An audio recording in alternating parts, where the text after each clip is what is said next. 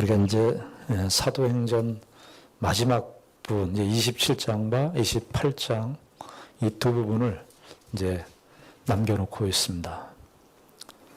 27장은 사도 바울이 드디어 이제 로마로 향해 가는 그 마지막 지중해 여행, 지중해 여행을 기록하고 있습니다. 사도행전에 바울이 이렇게 바다 여행을 하는 내용이 한 11번 정도 언급되어 있는데 아마도 바울의 생애에 있어서 이제 마지막 지중해 여행이 27장에 나타나고 있습니다. 마지막 로마로 가는 이 지중해 배를 타고 가는 이 여행이 잘 아시다시피 바울은 주 예수의 몸으로 가게 되었습니다. 참 하나님께서 사도 바울을 부르시고 인도하시고 하나님의 크신 은혜를 주셔서 이방인의 사도로 또 유대인의 사도로 하나님의 말씀을 증거하고 가는 사도 바울의 마지막 모습이 주 예수의 모습으로 가는 이 모습이 참 여러 가지를 우리로 생각하게 합니다. 좀 최소한 이렇게 1차, 2차, 3차 선교 사역을 통해서 수많은 그 고통과 어려움과 핍박을 받았던 그런 바울이면 차마 갈 때는 좀 멋있게 조금이라도 좀 편하게 그리고 우리가 오늘 27장에 있는 내용을 잘 알겠습니다만은 바울의 마지막 여행이 이게 장난이 아닌 그런 여행을 맞이하게 됩니다. 신앙생활이라고 하는 것이 우리의 기대와 우리의 소원대로 좀 되면 좋겠는데 우리의 뜻대로 우리의 소원대로 되지 않는 것이 우리의 신앙 인생이기도 한 것 같습니다. 사도 바울이 이제 이 마지막 지중해 여행을 로마로 가는 지중해 여행을 우리가 이제 27장에 들어오게 되는데요. 조금 그 인트로덕션처럼 안내하는 그런 내용을 좀 확인하면서 오늘 본문의 교훈을 좀 생각을 좀 해볼까 합니다. 27장 1절부터 보면 우리가 배를 타고 이달리아에 가기로 작정되면 이 작정됐다는 것은 이제 심판됐다는 거예요. 그러니까 가이사라에서 2년 동안 바울이 투옥 생활을 했거든요. 그래서 투옥 생활을 하고 드디어 이제 로마로 시저 앞에 가이사 앞에 가게 되는 그 최종적 심판을 당해서 이제 이달리아로 가게 됐다 이 표현입니다. 작정됨에 바울과 다른 죄수 몇 사람을 아구스도대의 백부장 율리오라는 사람에게 맡겼습니다. 그래서 율리오라고 하는 백부장이 이제 이 바울과 또 바울과 함께한 죄수들을 이끌고 가는 리더 역할을 하게 된 것이죠. 2절 보시면 아시아 해변 각처로 가려는 아드라무테노 배에 우리가 올라 항해할새 마게도냐의 데살로니가 사람 아리스다고도 함께하니라. 이게 무슨 말이냐 하면 이제 가이사라라고 하는 이스라엘의 서쪽 항구죠. 가이사라 항구에서 배를 탔어요. 근데 그 배는 아드라무테노베라고 나오는데 이 아드라무테노베는 원래 기항지가 출발지가 어디냐면 에베소 위쪽에 있는 아드라무테노라고 하는 곳입니다. 그러니까 원래 그쪽 배가 이제 그 이스라엘의 아마 상업선이었던 것으로 수송선이었던 것으로 보입니다. 조그만 배였던 것으로 보이는데 여기에 이제 배 사람들이 다 타고 가이사라에서 이제 시돈으로 올라갑니다. 3절에 보니까 이튿날 시돈에 되니 율리오가 바울을 친절히 대하여 아마 율리오가 바울을 왜 친절히 대했냐니까 바울이 로마의 죄수이긴 합니다만 로마 시민권자거든요. 그러니까 바울이 이 로마 시민권자이기도 하고 그 다음에 이제 율리오가 바울에 관한 그런 여러 정보들을 다 알았을 겁니다. 참 특이한 사람이다 바울이. 길리기아 다윗 사람 출신이고 가말리엘 문화에 있는 사람인데 저 사람이 보니까 핍박을 당하고 그리스도의 복음을 증거하는 사람이 있는데 저 사람의 신분이나 이런 외적 조건이 좀 편하게 살 수 있는 그런 상황인데 로마의 죄수로 잡혀 있고 그런데 시민권자이고 아마 그러니까 율리오가 생각할 때 백부장이지만 로마의 백부장이지만 이 사도 바울에 대해서 어떤 그 존경할 만한 그런 점이 있었던 것으로 보입니다. 예수를 믿고 신앙생활을 하면 우리의 조건으로 실력이 나타나는 것이 아니라 그가 가진 외적 실력으로 외적인 그 조건이나 사회적인 이력이나 그 실력이 나타나는 게 아니라 그가 가진 신앙의 내면이 바울이 죄수이지만 그 백부장의 입장에서 봤을 때 자기가 이제까지 많은 죄수를 통해서 보지 못했던 바울의 그 내면의 깊이, 신앙의 깊이 이런 것들이 은연중에 풍겼을 것으로 보입니다. 예수를 믿고 신앙생활하면서 성경에서도 우리에게 항상 얘기하죠. 성령의 열매가 뭐냐. 갈라디아서 5장에 성령의 열매를 이야기할 때 성품. 그리스도께서 우리에게 역사하시는 것이 뭐냐. 우리의 심령을 바꾸시는 거예요. 그리스도의 은혜를 얼마나 받았느냐 하는 것은 우리의 외적인 세상적인 실력으로 나타나는 것이 아니고요. 그가 가진 조건과 상관없이 그가 가지고 있는 내면의 신앙 인격의 그 깊이, 그 깊이에서 나오는 것입니다. 바울은 그 당시 때 율리오라고 하는 사람이 바울을 여기 친절히 대접해 3절에 보면 바울을 친절히 대하여 친구들에게 가서 대접받기를 허락해요. 그러니까 시돈에 내려서 바울에게 특별하게 배려를 해주는 거예요. 거기 시돈에 그리스도인들 아마 교회 공동체가 있었던 것으로 보이는데 거기 가서 대접을 받고 식사도 하고 교제를 하도록 백부장이 이렇게 허락을 해줍니다. 자, 그리고 나서 4절에 보니까 또 거기서 우리가 떠나가다가 이제 시돈에서 떠나가다가 맞바람을 피하여 구브로 해안을 의지하고 항해하여 5절에 길리기아와 밤빌리아 바다를 건너 루기아의 무라시에 이르러 이게 이제 시돈에서요. 시돈 이제 이스라엘이 있고 이스라엘에서 이 무라라고 하는 것은 그 3차, 2차, 3차 선교 지역에서 나왔지만 무라 항구입니다. 무라 항구. 그러니까 터키 남부 쪽에 해당합니다. 그러니까 시돈에서 이스라엘 시돈에서 한 600km, 한 800km 정도 되는 그런 거리예요. 시간으로는 아마 한 열흘 정도 이상은 걸렸을 것으로 보입니다. 여기 맞바람이 불었다 이렇게 되어 있거든요.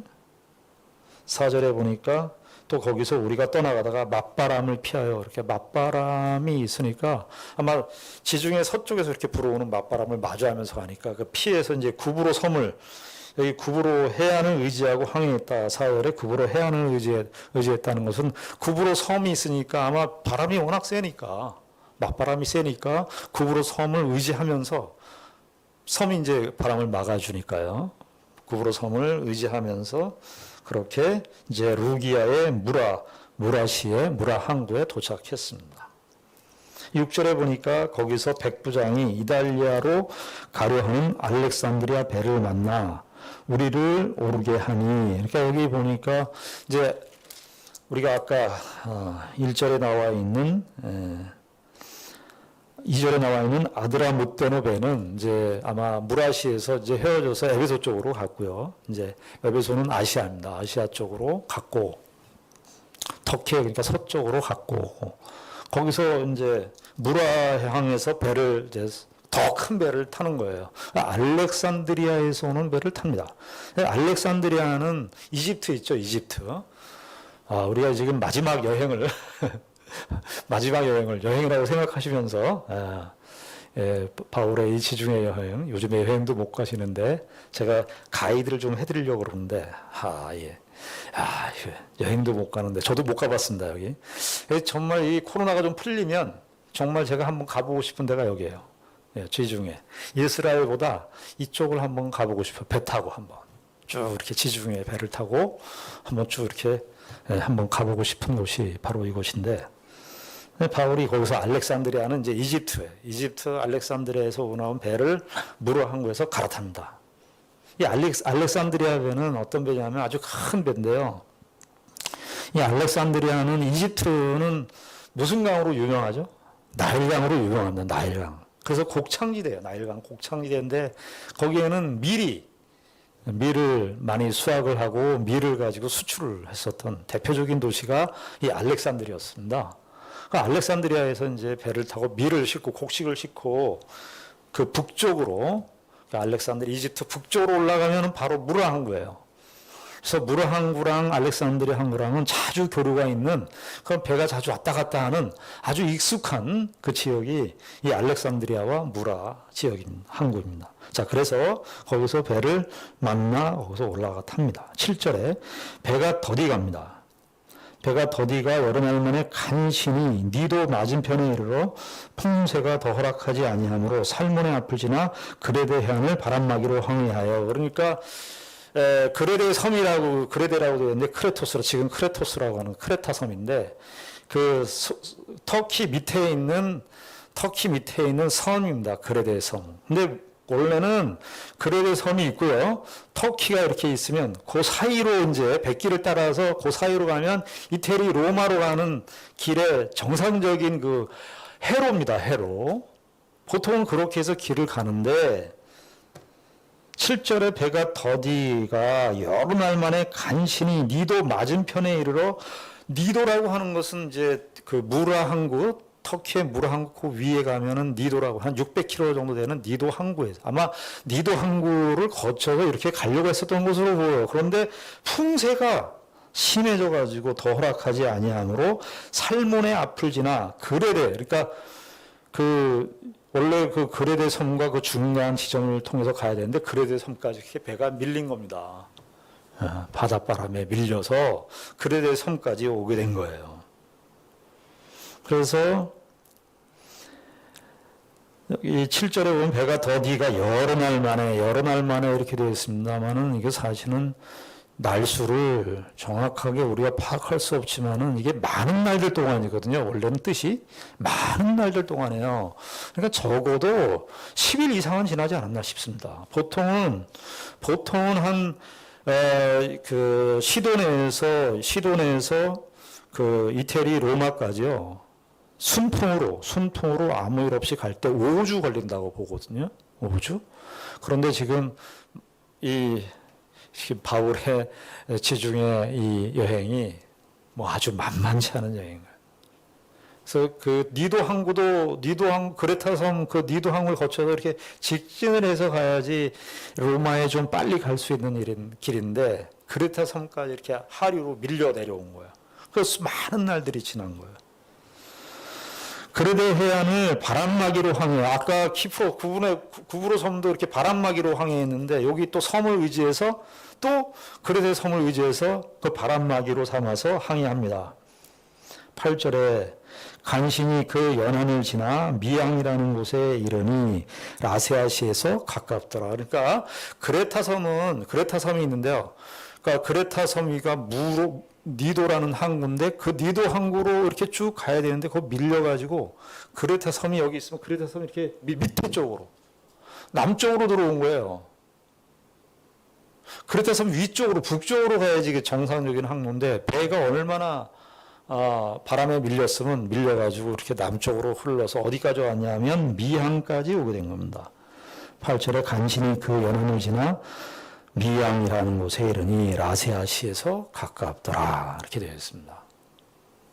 그래서 1절부터 8절까지가 너무 힘듭니다. 벌써 배가 그냥 우리가 요즘엔 배 기술들이 많이 발전돼 갖고 풍속을 이용도 하고 속도를 빨리 가게 합니다만 그 당시 때는요. 순풍으로 가면은 1시간에 10km? 순풍으로 갈 때. 그다음에 이제 바람이 좀 불면은 1시간에 2km, 시속 2km. 그러니까 가기 바빴다는 거죠. 그러니까 바람이 이렇게 부는 거예요. 자, 그런데 9절에 이제 변수는 9절에 보니까 여러 날이 걸려 금식하는 절기가 이미 지났으므로 항행하기가 위태한지라. 이게 이제 금식하는 절기는 유대인의 그 대속제일이 있어요. 대속제일이 10월 말쯤, 10월 중순경에 있는데 그 전에 그 금식을 하는 절기거든요. 그러니까 이게 바울이 지금 항해를 한 게 뭐냐, 항해를 한 게 10월 초쯤으로 보입니다. 시돈에서 떠난 게. 근데 시간이 이렇게 예상대로 흐르지 않아가지고, 예상대로 되지 않아서 시간이 많이 흘러가지고 10월 말까지 아마 흘렀던 것으로 보여요. 그러면 보통 그 당시 때 기록에 의하면은 11월 달부터는 지중해를 항해하는 것을 못하게 되어 있는 것이 불문율로 되어 있었대요. 그러니까 아마 10월 마지막 주 정도 되는 그런 정도의 날이었는데, 여러 날이 걸려 금식하는 절기가 이미 지났으므로 항해하기가 위태한지라. 항해하기가 위태합니다. 바람도 거세죠. 그러니까 이제 바울이 10절에 이제 이렇게 말합니다. 10절에 말하되 여러분이여 내가 보니 이번 항해가 하물과 배만 아니라 우리 생명에도 타격과 많은 손해를 끼치리라. 이렇게 얘기합니다. 여러분, 우리가 잘 아는 대로 바울이 어떤 사람입니까? 바울도 지중해 하면은 뭐 바다 뱃사람 정도는 아니지만 1차, 2차, 3차 선교 사역도 했지만 여러 번 이 지중해의 흐름을 잘 알고 있었어요. 그래서 바울이 이거는 이제 11월 달로 넘어가면은 10월 달 말 정도에서 지금부터 넘어가면 이제 항해하기가 어렵습니다. 바울이 무슨 계시를 받아서 한 게 아니에요. 계시 받는 거는 이제 나중에 가서 환상을 이제 보고 봤다는 얘기, 276명을 이렇게 구원할 때, 그때 이제 나중에 나오는 얘기죠. 바울은 지금 합리적인 생각을 하는 거예요. 근데 바울이 언제부터 이 생각을 갖게 됐나, 이렇게 가만히 생각해 보면은, 처음 그 시돈에서 그 물항을 갈 때부터 바람이 심상치 않은 겁니다. 하인리 법칙인가요? 뭐 그 법칙이 있는데, 어떤 사건이 생길 때는, 큰 사건이 생길 때 여러 가지 징조와 사인들이 있다는 거예요. 그냥 갑자기 큰 사건이 퉁 하고 떨어지는 게 아니라는 거예요. 어떤 사건과 징조가 쭉 크고 작은 징조와 사인들이 있는데 그걸 다 무시한다는 거예요.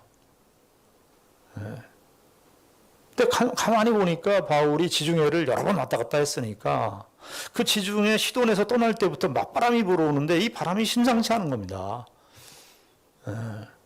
그리고 나서 이제 무랑에서 또 떠났는데, 무랑에서도 그 니도 쪽으로 좀 수직으로, 직선으로 서쪽으로 더 올라가야 되는데 오히려 남쪽으로 밀려가지고요. 그레데섬 이렇게 정면으로, 그레데섬 정면에도 못 들어가고 그레데섬을 이렇게 뒤로 돌아서 밑으로 들어오는 그런 과정을 바울이 보게 된 겁니다. 그러니까 바울이 무슨 환상을 보고 이 얘기를 하는 게 아니고 바울이 그냥 상식적 판단을 하는 거예요. 그리고 이 10월 마지막 주 11월 달 지중해가 되면, 지중해는 그때는 바람이 걷잡을 수가 없습니다. 위태합니다. 바울이 이제 상식적 판단을 하고 이야기를 하는 거예요. 그리스도인들도 이렇게 상식적 판단을 해야지, 상식적 판단. 주변에 돌아가는 그런 상황들을 잘 보고 이렇게 판단을 해야 되는데, 그런 걸 이렇게 신앙이 좋다 그러면 그런 걸 무시하는 것이라고 생각을 합니다. 요즘에 뭐 우리 코로나 위기가 있습니다만은, 글쎄 저는 뭐 여러 가지 생각이 있을 수 있습니다만은 그냥 그 방역 본부의 지침을 따는 게 제일 낫습니다.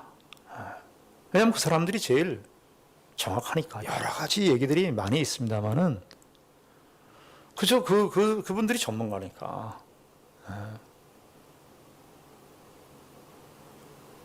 그런데 이제 바울이 이렇게 이야기를 했어요. 그러니까 여기 바울이 얼마나 강조했습니까? 10절에 말하되 여러분이요 하면서, 내가 보니 이렇게 하면서 이제 보시오 이렇게 하면서 항해가 해물과, 이제 10절에 말하되 여러분이 내가 보니 이번 항해가 하물과 배만 아니라 우리 생명에도 타격과 많은 손해를 끼치리라. 이렇게 항해를 이제 하기 시작하면은 우리에게 우리 생명까지 다 위협을 받을 것입니다. 그런데 11절에서 어떻게 됩니까? 백부장이 선장과 선주의 말을 바울의 말보다 더 믿더라 이렇게 되어 있습니다. 근데 왜 백부장은 선장과 선주의 말을 더 믿었을까요? 신앙이 더 좋아서 바울보다? 아닙니다. 이게 뭐냐 하면은 그 당시 때 로마의 황제가 이런 어려울 때, 이 항해하기 어려울 때 이집트에 있는 알렉산드리아에 있는 그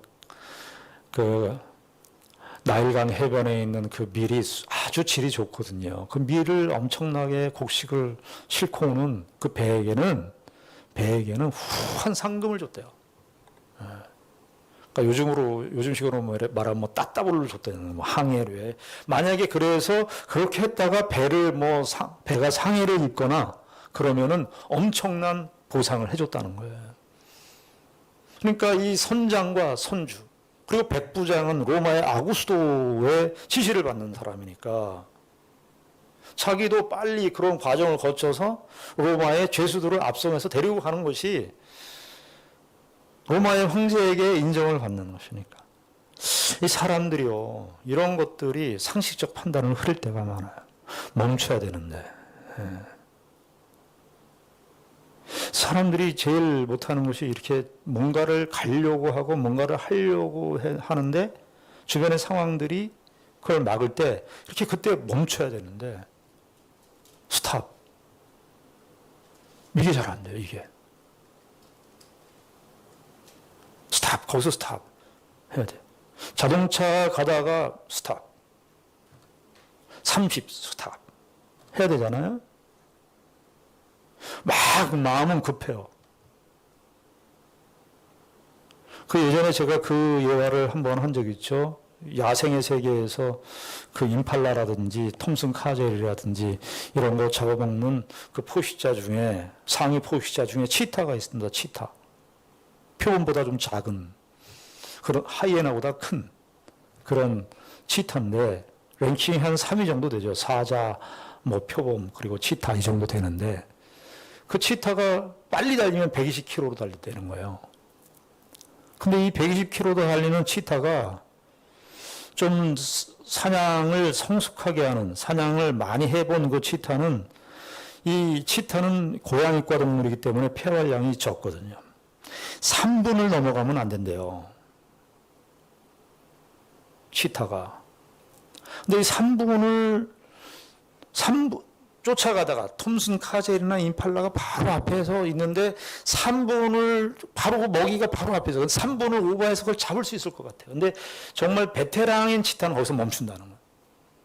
왜냐하면 지금 그 먹이가 중요한 게 아니라 폐가 다치면 그 다음 먹이를 잡을 수 있는 기회가 사라져 버리거든요.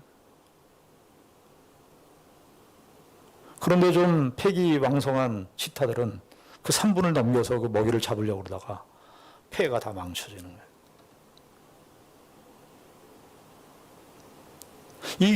이게 사람들이 가지고 있는 생각이었습니다. 백부장이 선장과 선주의 말을 바울의 말보다 더 믿게 되었습니다.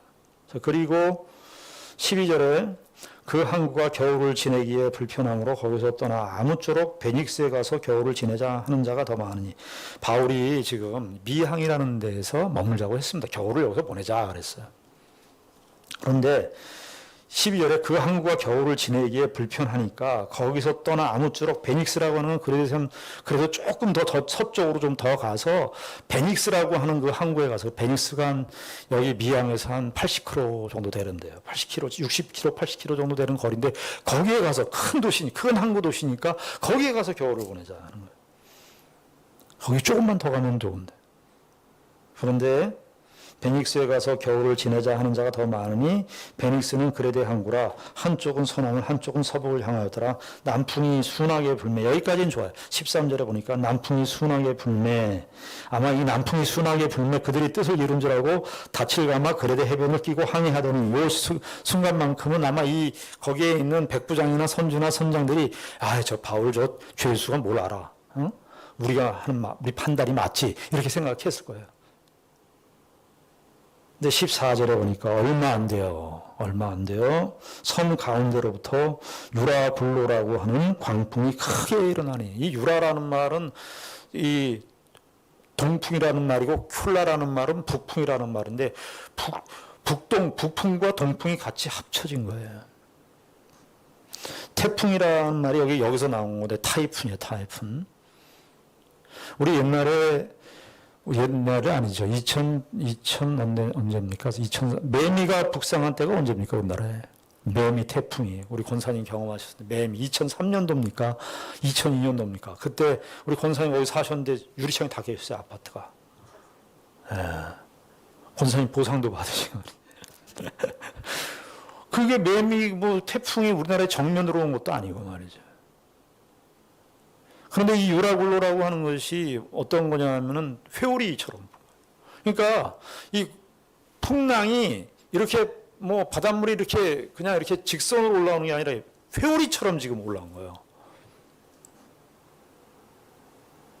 광풍이 크게 일어납니다. 근데 우리가 14절만 보니까 이게 굉장히 도련한 사건인 것처럼 생각할지 모르지만 우리가 아까 봤듯이 시돈에서부터 올 때 어떻게 됐어요? 바람이 안 좋은 거예요. 지중해 바람이 심상치 않은 거예요. 그러니까 바울이 9절에서 이건 이제 가면 안 된다 이미 얘기를 한 거예요. 거기서 또 한 번 겪었잖아요. 사인을 보내는데도 그냥 사인을 안 받아들이는 거예요. 그래서 여기 14절에 얼마 안 되어 섬 가운데로부터 유라굴로라는 광풍이 크게 일어나니 배가 밀려 바람에 맞춰 갈 수 없어 가는 대로 두고 쫓겨가다가 가우다라는 작은 섬 아래로 지나 간신히 거루를 잡아요. 간신히 거루를 잡는다는 거루라는 말은 조그만 구명정입니다. 구명정을 잡아서 이제 끌어올리고 줄을 가지고 선체를 둘러싸고 둘러감고 스르디스에 걸릴까 두려워요. 여기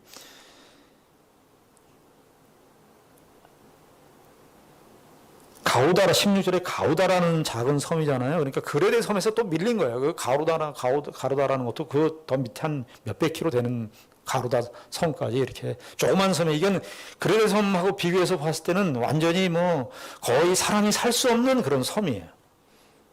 가우다라고 하는 작은 섬 아래로 지나 간신히 거루를 잡아서 17절에 끌어올리고 줄을 가지고 선체를 둘러감고 스르디스에 걸릴까. 이 스르디스는 모래톱입니다. 모래톱.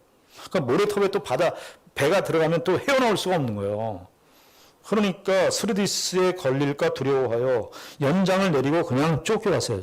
연장을 내리고 쫓겨갔습니다. 연장을 내리고 그냥 쫓겨갔는데 18절에 우리가 풍랑으로 심히 애쓰다가 이튿날 사공들이 짐을 바다에 풀어버리고 아까 하물과 배에 있는 그런 하물을 10절에 말하되 여러분이여 내가 보니 이번 항해가 하물과 배만 아니라 하물이 곡식을 다 내리게 돼요.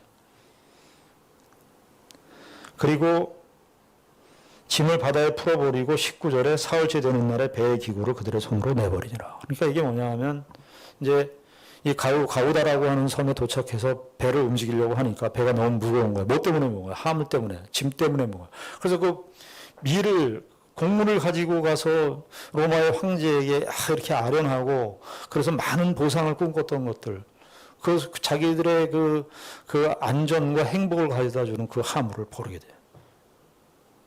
참 사람이 말이죠. 우리가 의지하는 것들이 얼마나 허망한가. 전도서에 보면은 사람이 태어날 때가 있고 죽을 때가 있고 얻을 때가 있고 취할 때가 있고 얻을 때가 있고 버릴 때가 있고. 여기서 이제 이거 버리는 때가 온 거예요. 그런데 19절에 보니까 19절에 사흘째 되는 날에는 배의 기구까지 그들의 손으로 내버렸다. 이게 굉장히 암시적인 그들의 손으로 그들의 손을 붙잡고 있던 그들의 손에 쥐고 있던 것들을 다 내려버렸다.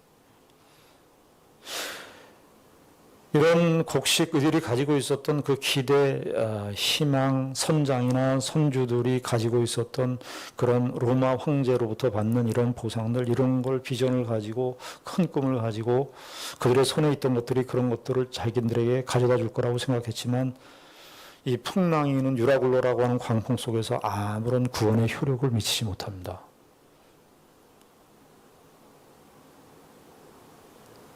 인생들이 살면서 우리가 이것만 있으면 되겠다라고 생각하는 것들,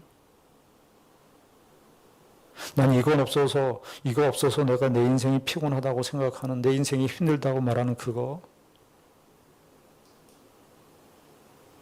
그거를 내려놔야 돼요. 그거를. 하나님께서 이 바울의 선교 마지막 이 지중해 로마로 향해 가는 그 여행 속에서도 하나님께서 바울을 통해서 이제 말씀을 하시는 거예요. 인생이 사실은 큰 항해를 바다를 걸어가는 것과 같아요. 우리가 믿고 의지하는 것이 무엇인가? 우리의 관심과 우리의 열망을 빼앗아가는 그것이 무엇인가? 난 그것만 있으면 살 것 같고, 그것이 내 삶의 안전을 가져다 줄 것 같고, 요즘 식으로 본다, 그게 나에게 작은 구원을 가져다 줄 것 같은데, 오히려 그것이 나의 삶의 방해를 버려야 되는 거예요. 이 사람들이, 사공들이나 여기 배에 탄 사람들이 이것만 있으면 우리가 살 수 있겠다라고 생각하는 것들이 바다의 유라굴로라고 하는 이 광풍 앞에서 아무런 쓸모가 없어요. 20절에 보니까 어떻게 되어 있습니까? 결론적으로 이게 큰 패라그래프인데 20장 1절부터 8절까지가 한 문단이고 9절부터 20절까지가 한 문단인데, 결국 유라굴로라고 하는 이 광풍을 통해서 무엇을 받느냐? 20절에 여러 날 동안 해도 별도 보이지 아니하고 큰 풍랑이 그대로 있음에 구원의 여망마저 끊어졌더라. 이 여망마저 없어졌다. 이건 너무 약한 번역이고요. 구원의 여망마저 박탈당했다. 이게 이제 유라굴로라고 하는 로마의 지중해로 가는 첫 번째 단락의 모습이에요.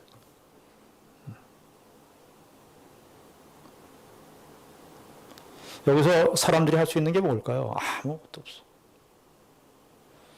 여러 날 동안 그냥 해도 별도 보이지 않는 거예요. 지중해가 원래 그렇다는 거. 거기 이제 11월 달에 그 광풍이 일고 그 지중해 날씨가 보면 정말 해도 발견할 수 없고 어두컴컴. 큰 풍랑은 그대로 있고, 가우다라고 하는 그 섬은 그 전에 있었던 그레데 섬보다는 비교할 수 없는, 아무것도 의지할 곳이 없는. 사람은 이렇게 돼야 뭔가를 붙잡나 봐요.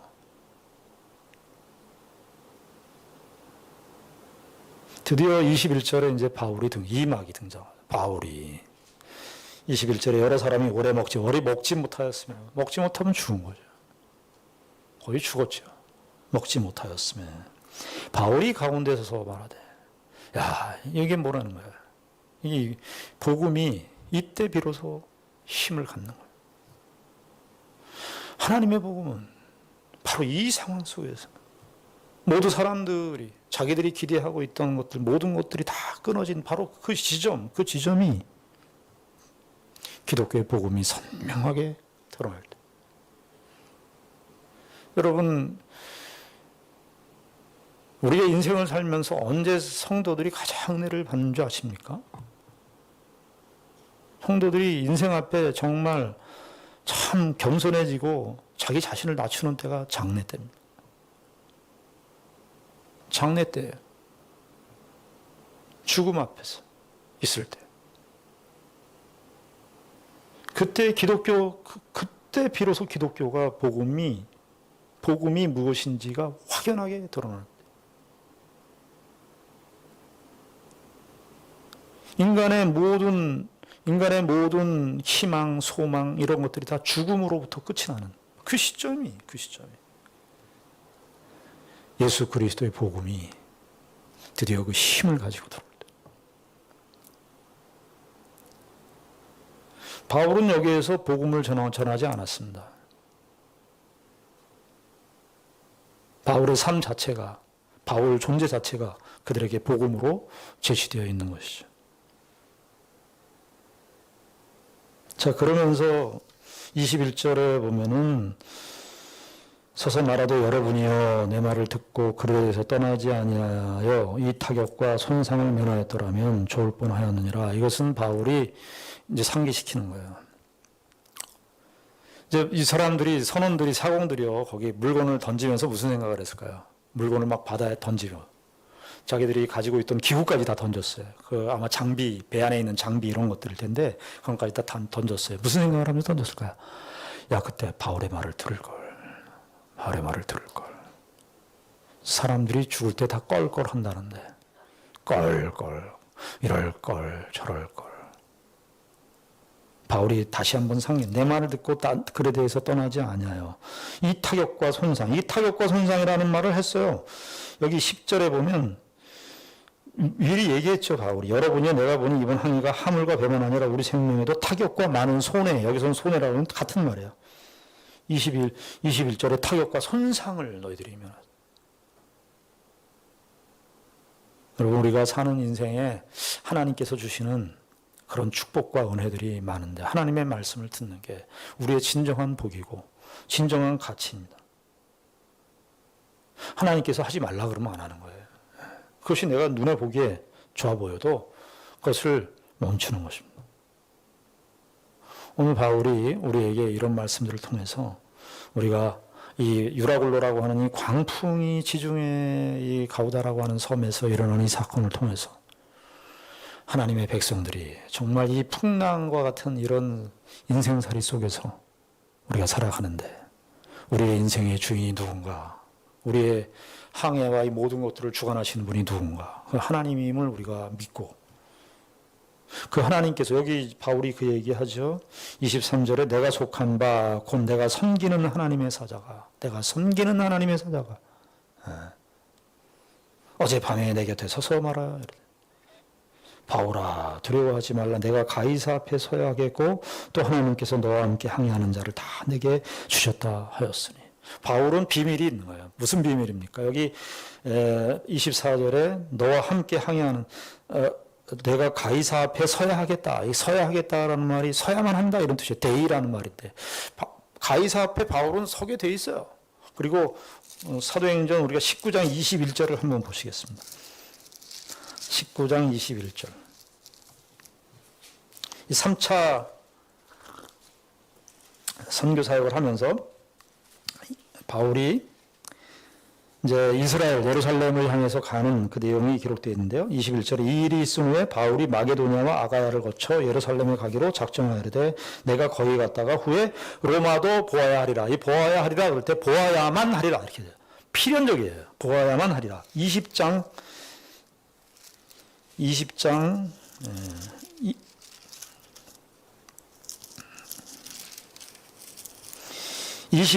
11절입니다. 23장 11절. 바울이 그 사내들인 공회 앞에서 뭐 설교도 제대로 못하고 끝낸 그 시점인데 23장 11절. 거기도 보면 11절에 그날 밤에 주께서 바울 곁에 서서 이르시되 담대하라. 네가 예루살렘에서 나의 일을 증언한 것 같이 로마에서도 증언하여야 하리라. 증언해야만 하리라.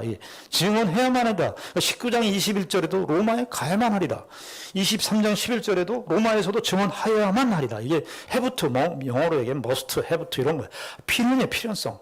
가야만 하리라. 예수님께서 십자가로 가야만 하리라 할 때도 이 대의를 썼는데 이게 신적인 대의, 신적인 작정의 대의.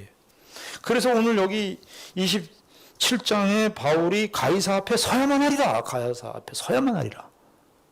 그러니까 바울은 일단 어저께, 그러니까 그 전날 성령께서 환상을 주셔서 말씀하셨지만 바울은 무슨 비밀을 갖고 있는 거예요? 로마에 가야만 되는 운명이에요, 바울은. 그러니까 로마에 가야 되는 운명이니까 로마와 같이 가고 있는 사람들은 어떻게 돼요? 자연적으로 구원을 받으실 거예요. 우린 예수 그리스도를 믿고 하나님 나라의 백성으로 우리가 사는데 우리는 영원한 하나님 나라를 향해서 가는 사람들이에요. 우린 그렇게 운명 지어져 있어요. 우린 그렇게 하나님의 예수 그리스도를 믿는 그 순간 하나님께서 약속하신 하나님 나라에 우린 반드시 가야만 되어 있는 존재들이에요. 우리는 거기 가야만 돼요. 내가 가기 싫어서 난 싫어. 아니에요. 우린 가야만 되는 사람이에요. 하나님께서 우리의 인생에 여러 가지 일들과 여러 가지 사건들을 뒀지만 그런 것들이 하나님께서 우리를 궁극적으로 하나님 나라에 인도하시는 그 하나님의 그 거룩하고 영원한 작정을 훼손시킬 수 없어요. 방해할 수 없어요. 가야 해요. 가야 해요. 우리가 이 사실을, 그래서 바울이 이 얘기를 하는 거예요. 하나님께서 이제 여기 24절에 바울아 두려워하지 말라. 네가 가이사 앞에 서야 하겠고 또 하나님께서 너와 함께 항해하는 자를 다 내게 주셨다 하였다. 이 276명이 드디어 구원을 받는 이 사건이 기록되어 있습니다.